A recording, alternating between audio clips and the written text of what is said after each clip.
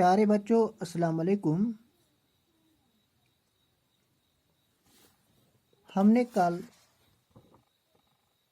बुरज़हमा की तारीखी अहमियत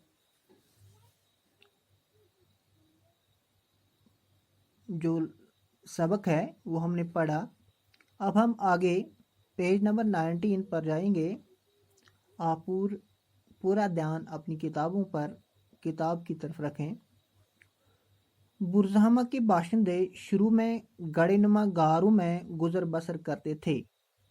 जो बुरज़हमा के बाशिंदे थे वो इब्तिदा में गड़ेनुमा गारों में गुजर बसर करते थे। यहाँ जो गड़े दरियाफ्त हुए हैं, बुरज़हमा में जो गड़े दरियाफ्त हुए हैं वो 3 से 4 मीटर गहरे और 4 से 5 मीटर चौड़े हैं। बुरज़हमा में जो गड़े दरियाफ्त हुए हैं वो 3 मीटर गहरे नीचे की तरफ है, 3 से 4 मीटर गहरे और 4 से 5 मीटर चौड़े हैं। और चौड़ाई कितने हैं? 4 से 5 मीटर।